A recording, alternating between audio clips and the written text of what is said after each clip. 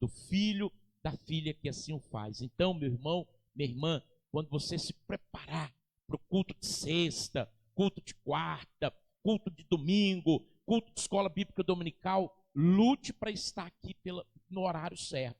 Se é 7 horas, 7 horas. Se é 7h30, 7h30. Se é 9 horas, 9 horas. Todos nós podemos ter os nossos problemas de horário, mas nós não devemos nos acostumar em ficar chegando na hora errada, na hora fora da hora, para com as coisas de Deus. Amém, queridos?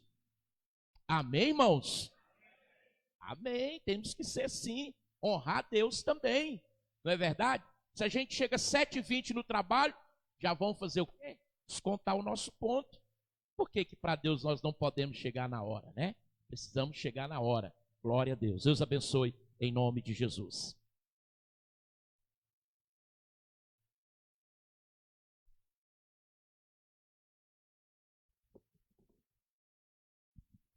Amém, meus irmãos. Cumprimento a todos os irmãos da Igreja Batista Nacional Missionária com a paz do Senhor Jesus Cristo. Aqueles que estão do outro lado na live também com a paz do Senhor, a graça e a paz do Senhor Jesus Cristo. O que o pastor disse, meus irmãos, é ressaltado de um outro jeito. Acho que eu conversava foi com o Léo um dia lá na Mefídia. Eu falava para ele assim que Deus, ele nunca atrasa a nossa bênção, né?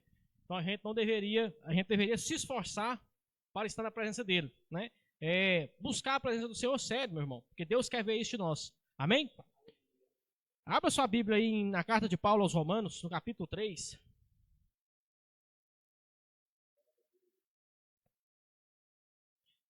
Nós vamos ler a palavra e fazer um momento de oração por esta igreja, por esta casa, para que nós possamos estar apresentando o nosso coração a Deus para receber esta palavra, porque a palavra é do Senhor. O ser humano que prega, ele não tem poder nenhum em si mesmo. Pode ter a habilidade, a maestria, a capacidade mental, a elocução, o que ele quiser. Né? Até fantasia, tem uns que estão até se fantasiando aí para poder pregar, né? O pessoal foi marchar no Rio de Janeiro, fantasiou lá de anjo para poder pregar para o pessoal, né? Então, assim, alguns que estão aí usando de tudo para poder alcançar, mas o poder mesmo é do Senhor, não é meu não. Amém? Romanos capítulo 3, versículo 23 diz assim: porque todos pecaram e estão destituídos da glória de Deus, sendo justificados gratuitamente pela sua graça, pela redenção que há em Jesus Cristo, ao qual Deus propôs para propiciação pela fé no seu sangue, para demonstrar a sua justiça pela remissão dos pecados dantes cometidos, sob a paciência de Deus. Verso 26, para demonstração da sua justiça neste tempo presente, para que ele seja justo e justificador daquele que tem fé em Jesus. Amém? Vamos orar. Nosso Deus e nosso Pai, em nome de Jesus, viemos a Ti, Senhor, conscientes de que nós não somos nada, Deus. Conscientes de que precisamos da Tua presença, da Tua graça sobre este lugar, Pai. Pai, em nome de Jesus, derrama a Tua graça, Pai. Perdoa os nossos pecados nesse dia de ceia, Senhor. Aqueles, Pai Santo, que precisam, Pai, de uma reconciliação, de um renovo de aliança, de um fortalecimento, Pai. Em nome de Jesus, esse é o dia, Pai. Esta é a hora, Senhor. Este é o momento, meu Deus. Derrama-se sobre nós, Pai. Derrama, Pai Santo, o arrependimento, a confissão dos pecados, Pai. O sangue de Jesus Cristo que nos cura, que nos liberta, Pai. Que nos faz propício, Pai Santo, ao Senhor, Pai. Em nome de Jesus, Pai. Aleluia, amém, Jesus. Pode sentar, meus irmãos. Enquanto o pastor abriu o culto, ele leu uma palavra que é complementar a essa aqui. Se você percebeu o que ele leu, ele diz que antes nós estávamos mortos em nossos delitos e pecados. O que é alguém que está morto? É alguém que não vê, alguém que não fala, alguém que não consegue explicar, não consegue andar, não consegue ouvir. Em delitos e pecados. Quando a gente fala de delito, a gente já pensa já logo num delinquente que quebra as leis. E os pecados? Os pecados não é aquele cara que quebra a lei do homem. É aquele cara que quebra a lei de Deus. Todos nós estamos em pecado. Todos nós somos pecadores. A Bíblia vai dizer que não há justo sequer. E se você continuar dizendo aquilo que o pastor vê lá, o que o pastor leu em Efésios 2, versículo 2, ele diz que nós seguimos ao curso deste mundo. Ele acabou de dizer sobre a festa que está tendo. É o curso deste mundo, e ele diz mais que o curso deste mundo é regido por uma criatura, o príncipe dos poderes aéreos. Paulo usa uma linguagem eufêmica para falar do diabo. Sabe de onde é que ele tirou isso? Da cultura grega. Os gregos achavam que Satanás infestava o ar lutando com os anjos. Eles tinham noção disso. E Paulo, para poder explicar, diz isso. Que o povo que está longe de Deus segue o curso desse mundo, que tem por líder ao diabo.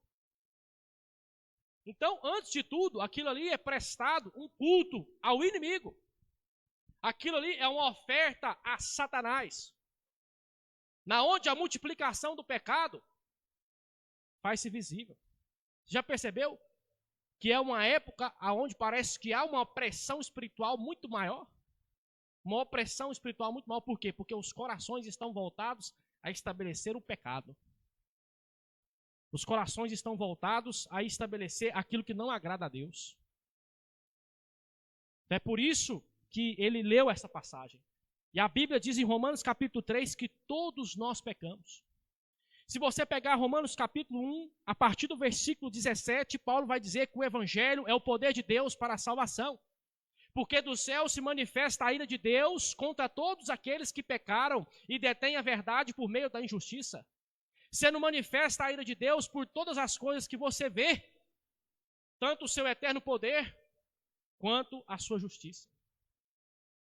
No capítulo 1, Paulo vai dizer que todos os gentios, todos nós, pecamos. Muitos fazendo imagens para adorar, corrompendo o Criador.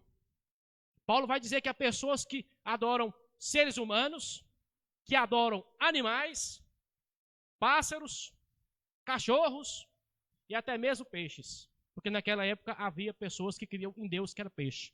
É só você dar uma olhada na história de Jonas. Mas ele vai apontar para outra situação. Ele vai dizer que aqueles que também creem em Deus têm pecado. No capítulo 2, ele vai dizer, então, o judeu também tem pecado.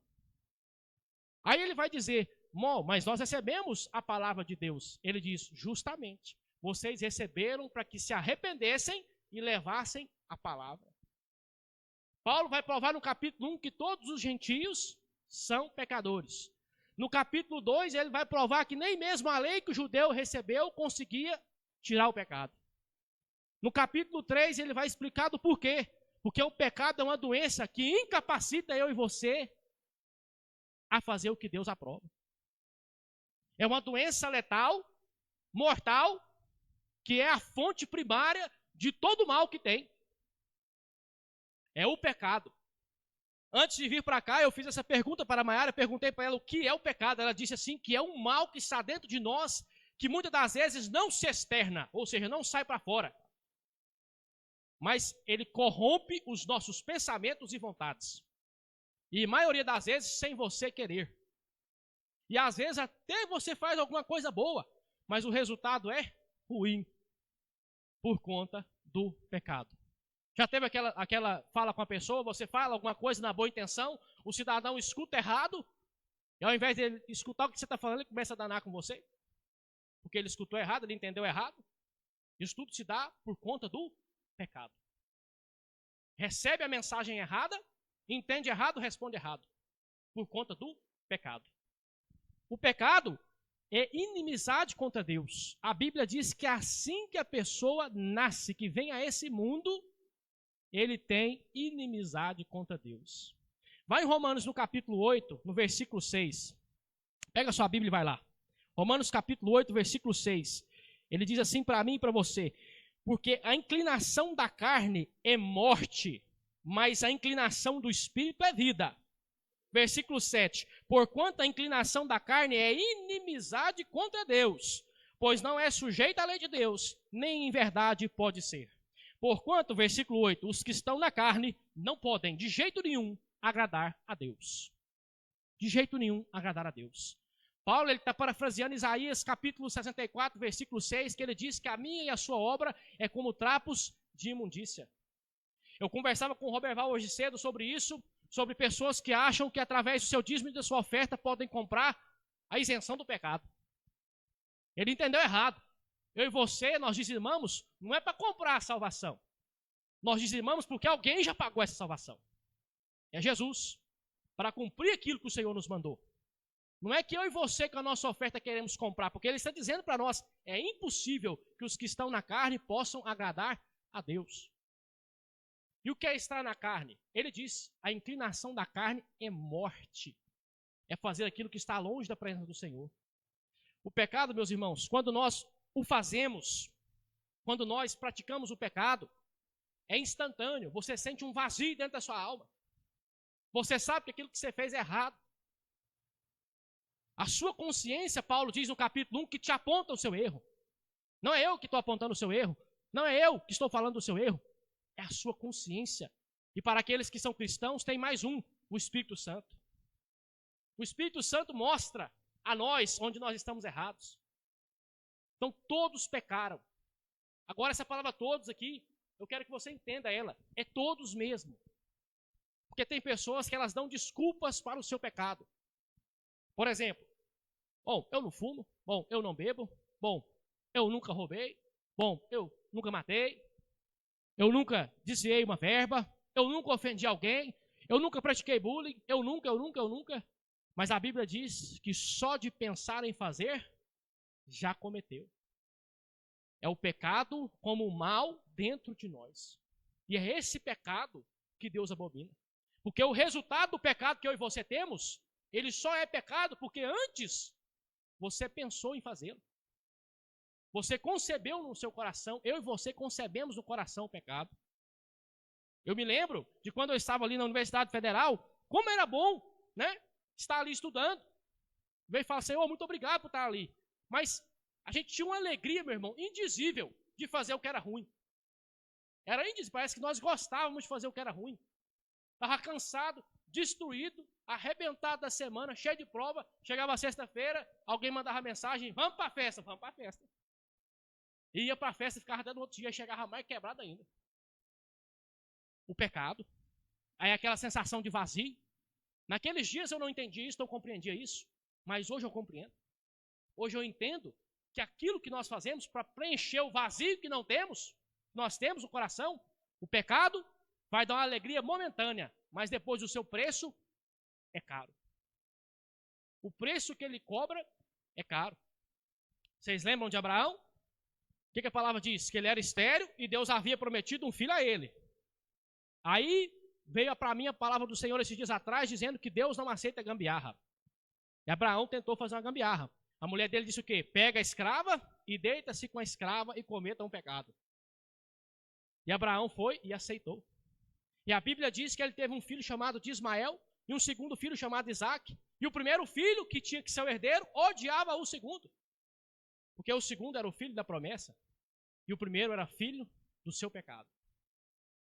Não que Deus não abençoasse Ismael, mas a Bíblia diz que dele tentou fazer uma gambiarra.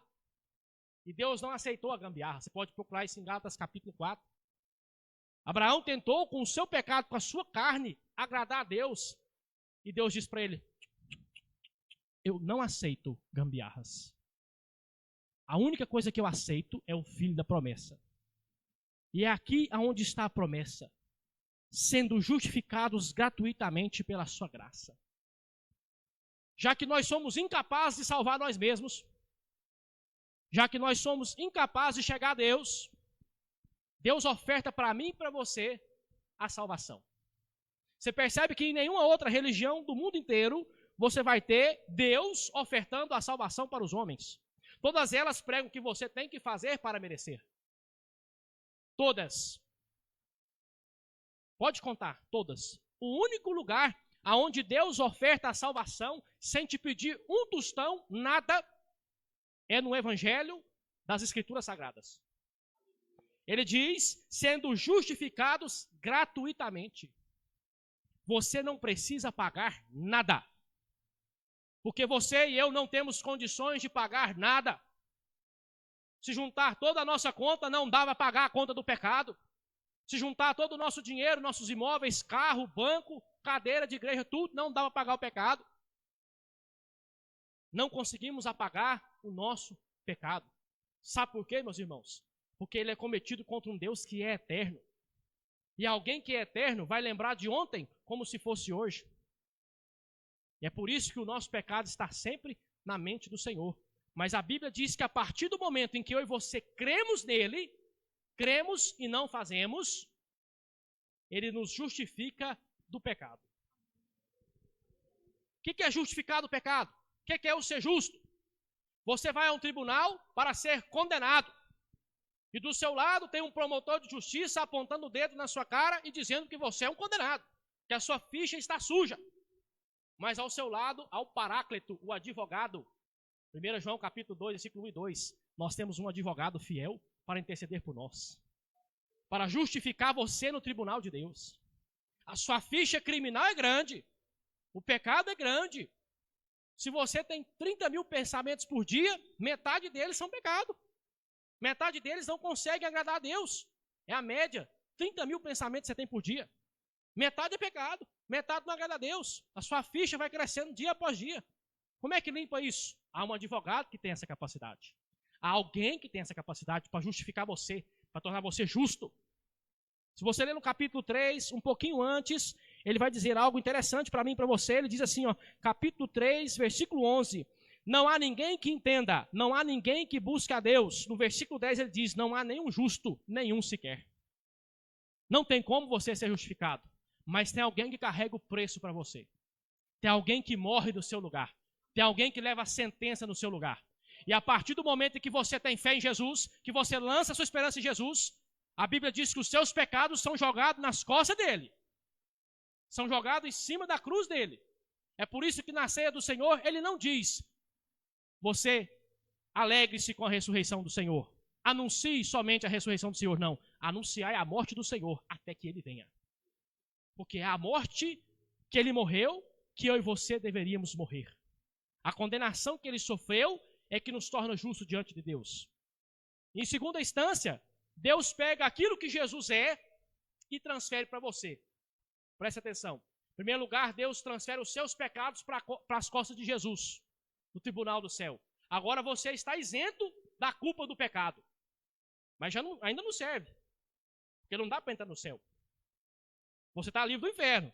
Você não tem mais a condenação do pecado. Mas você não tem a salvação do céu. Para você entrar no céu, você tem que ser limpo de mãos e de coração. Que não jura e não engana falsamente. Aí a Bíblia diz que o Senhor imputa a justiça de Jesus nas suas costas. A partir do momento em que você crê, o sangue de Jesus é lançado sobre a sua vida através do Espírito Santo. E quando Deus olha para você, ele não vê mais o túlio pecador. Ele não vê mais os pecados dos irmãos. Ele vê a presença de Jesus Cristo através do Espírito Santo. E é por isso que você pode ser chamado de justo e santo diante de Deus. Porque a partir do momento que você creu, você está isento da culpa do pecado. Irmão Túlio, mas depois que eu criei em Jesus, eu recebi a presença de Deus, uma presença muito forte, mas após algum tempo, eu percebi que eu continuo cometendo pecado. E agora? Como é que eu faço? Eu não fui justificado do pecado? Eu não fui transformado para fazer aquilo que Deus quer que eu faça? Exatamente. A partir de agora você vai brigar com o seu pecado. Você vai matar o seu pecado. Romanos capítulo 6, pega aí no versículo 12, Paulo diz assim para mim e para você, não reine, portanto, o pecado em vosso corpo mortal, para lhe obedecerdes em suas concupiscências. Você tinha um rei, o rei que mandava em você era o pecado. A partir do momento que você aceitou Jesus, tem outro rei, que é maior que o pecado, e ele não aceita dividir a glória dele com ninguém, é Jesus. Então o pecado não pode reinar. O velho homem tem que morrer. Eu não vou entrar na santificação que Deus nos dá, mas lembre-se disso. É normal o crente, algumas vezes, cair em pecado. É normal, porque nós não vigiamos e oramos como deveríamos. O que não é normal é ele voltar-se toda a vida para o pecado. O que não é normal é ele gostar do pecado. Quando você aceitou Jesus, quando você foi transformado por Jesus, você passou a odiar o pecado. Por mais que você ainda cometa pecado. Você peca mais do que queria pecar. Ofende a Deus mais do que eu queria ofender. A diferença entre o que não é justo e o que é justo, o que não é santo e o que é santo, é que o que não é santo, ele vive no pecado e gosta do pecado. Mas o cristão, ele pode até cometer pecado, mas ele não ama o pecado. Ele não está em compartimento com o pecado. Vocês lembram de Tiago, capítulo 4? Eu tinha dito aos irmãos que a carta ao Tiago, na aula passada, é como se fosse um homem com 2 chicotes na mão. De vez em quando ele bate de um lado, de vez em quando ele bate do outro. E ele diz algo importante lá, em Tiago capítulo 4, versículo 4, ele diz, não ameis o mundo. Adúlteros e adúlteras, amizade com o mundo é inimizade contra Deus. Porque há a manifestação do pecado. Então aquele que é cristão evita as coisas do mundo. Ele usufrui daquilo que Deus nos oferece através do mundo. Mas ele não vive no mundo. Ele não copia aquilo que ele deixou de fazer. Vamos dar um exemplo, claríssimo. O irmão Túlio tinha um vício extremo em computador, em vício de jogo, em vício de sair. Saideira todo dia. Tem uma época que na FG era só boteco. Pouco tempo antes de eu me converter, era só boteco. Não precisava estudar. Estava passando. Fiquei naquilo ali. Quando Deus me chamou, a primeira coisa que ele falou para mim é: a partir de hoje está proibido ir para o boteco. Mesmo que seja para sentar-se lá e conversar com os seus colegas. Está proibido. Porque você não vive mais segundo o curso desse mundo. Isso é mundanismo. E aí é aquele preço que Deus cobra de nós, porque você, a partir daquele dia que você aceitou Jesus, você é separado por Deus para ser santo e justo. E quem é separado para ser santo, não é que tem que se trancar lá no monastério igual os católicos antigos faziam, não. Não, ele tem que evitar se contaminar pelas coisas do mundo. E aí ele diz para nós, sendo gratuitamente justificados pela sua graça. Como é que Deus, então, ele alcança eu e você, meu irmão? Pela graça dele. A partir do momento em que a graça de Deus entra em ação na minha e na sua vida, é que Deus os alcança por meio de Jesus. Eu quero fazer uma diferenciação entre graça e misericórdia aqui. Misericórdia é quando eu e você não recebemos aquilo que nós merecemos. O que é misericórdia? É Deus não lançar eu e você na condenação eterna. É Deus não lançar eu e você no lago de fogo. E a graça é quando eu e você recebemos aquilo que a gente não merece. A graça é um favor imerecido. E mais, é gratuito. Não há preço. Hoje há pessoas colocando preço no sangue de Jesus. Hoje há pessoas colocando preço. Teve um rapaz nas Escrituras Sagradas que colocou preço. Disse que valia 30 moedas. Ele não teve um final muito feliz. Então, não há preço, é gratuito. Mas Deus requer de nós a fé, a aceitação da redenção que há em Jesus Cristo. O que é redenção? O pastor disse que antes nós éramos escravos do pecado. Vivíamos para o pecado. O pecado colocava rei e cabresto em você.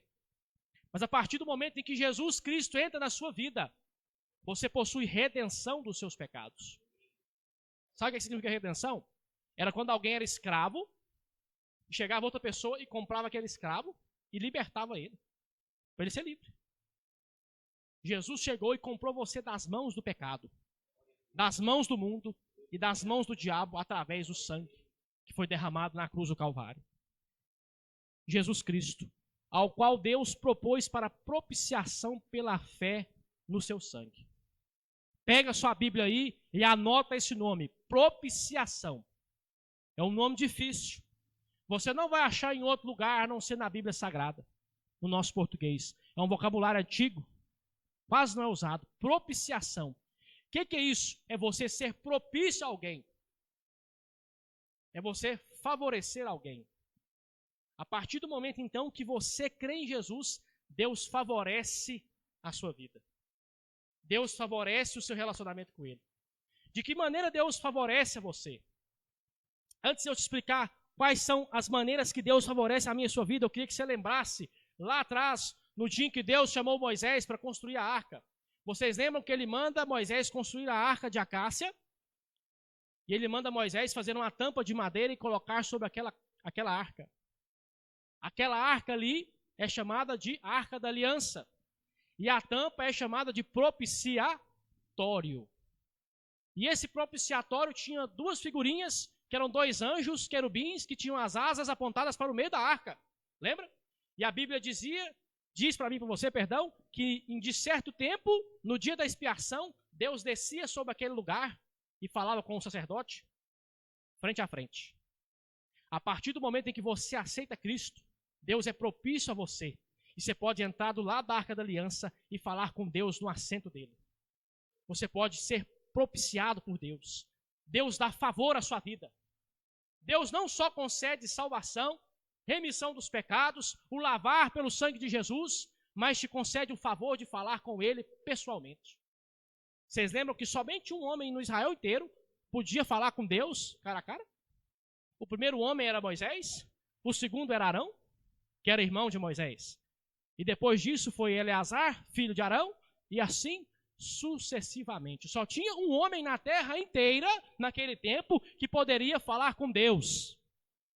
Mas hoje todos nós podemos falar através do sangue de Jesus. Assim que você levanta o seu pensamento ao Senhor, a Bíblia diz que Deus desce no propiciatório para escutar você falar.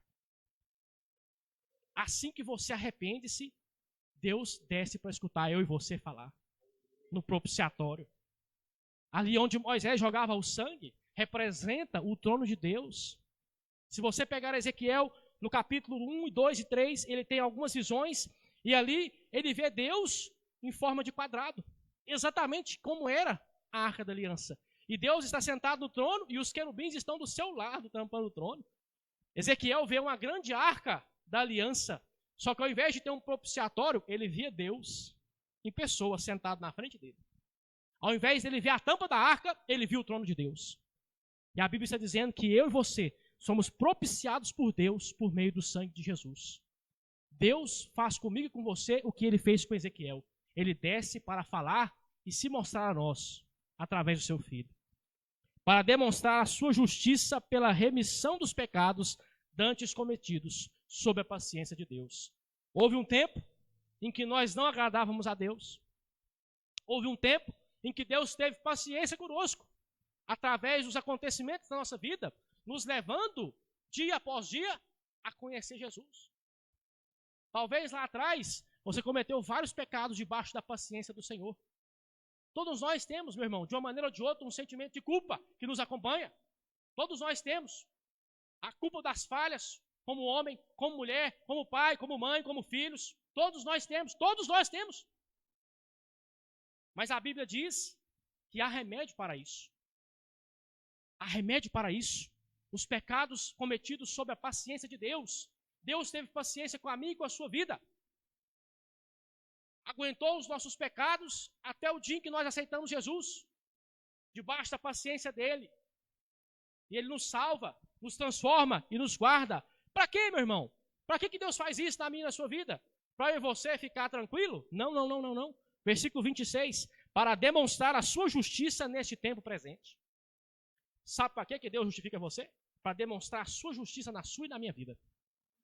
Para demonstrar que Deus é grande na minha e na sua vida. Para demonstrar que alguém que antes não tinha, antes não era, e agora Deus faz ter e faz ser. Para demonstrar a justiça de Deus e a misericórdia através da minha e da sua vida.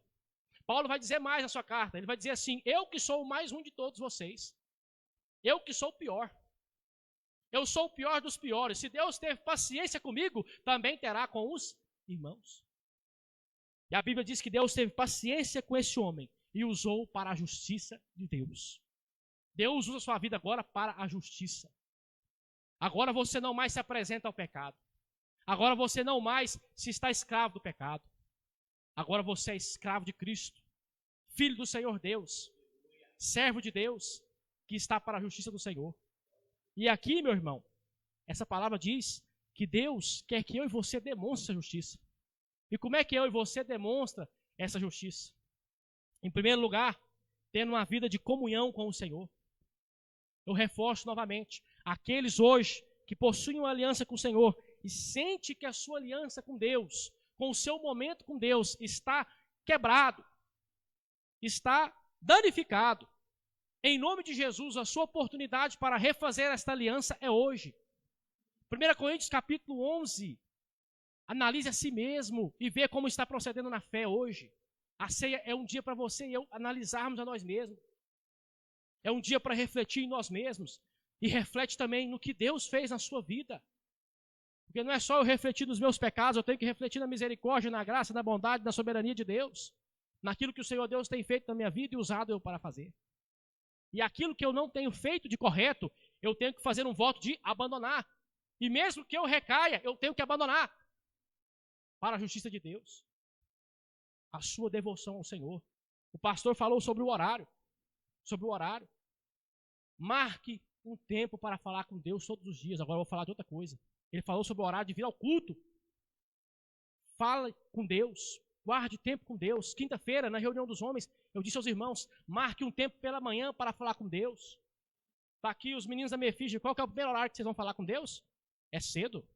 Por quê? Porque vocês estão pedindo a graça de Deus para o restante do seu dia. Porque pode acontecer que durante o seu dia você não consiga ter o tempo que você precisa para falar com Deus. Mas se você tiver orado cedo, já está guardado na graça do Senhor. Amém? Então tenha um tempo para encontrar com Deus. Não deixe o seu tempo para encontrar com Deus ser só na igreja. Não, não, não. O seu culto na igreja tem que ser um resultado dos seus encontros todos os dias com Deus. É meio doído.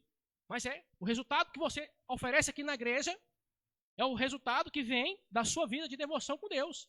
Você pode perceber que quando você quebra a sua devoção com Deus, a sua vontade de vir para a igreja diminui.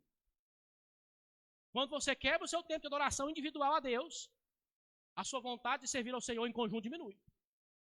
Mas quando você está forte e firme na presença do Senhor, a sua vontade de adorar a Deus, ela aumenta. Ela cresce. Então, a devoção, o seu horário com Deus. Em terceiro lugar, para aqueles irmãos que, como eu, já fizeram algum voto com Deus, ou estão em algum voto com Deus, cumpra os seus votos com o Senhor.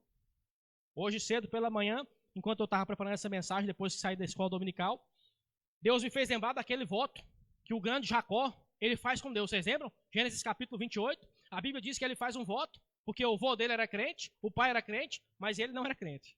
Aí ele falou assim, que se Deus abençoasse ele, fizesse ele ficar rico, livrasse das mãos do irmão dele e do sogro dele, e ele tornasse para a terra, aí que Deus ia ser o Deus dele. Esse voto demorou 20 anos. Quando fechou os 20 anos, a primeira coisa que veio a palavra do Senhor veio a Jacó, dizendo, levanta as suas tendas e volta para a terra do seu pai. Hoje é o dia de você cumprir as suas ordenanças que você fez comigo. Hoje é o dia de você cumprir os seus votos comigo. Cumprir os nossos votos com o Senhor e manter-se na presença dele. Amém? Eu convido os irmãos a orar e agradecer a Deus por esse momento. Nesse momento será servido, meus irmãos, a ceia do Senhor Jesus Cristo. O que é a ceia do Senhor Jesus Cristo? A nossa visão batista, ela não crê que o pão e o vinho se tornam o corpo e o sangue de Jesus, como os católicos creem. Nós cremos que Jesus está aqui de uma maneira diferente, através do Espírito Santo que está em nós e no meio de nós. Então, quando você for servido do pão e do suco, você está simbolicamente recebendo a nova aliança que há em Jesus. Você está simbolicamente confirmando o seu pacto que você recebeu com Jesus. A ceia não é feita somente para eu e você vir cá e comê-la. Não, não, não, não. É para você reforçar a sua aliança com Deus. E como é que eu reforço isso? Olhando para mim mesmo, adorando a Deus e me arrependendo. Eu convido os irmãos a orar.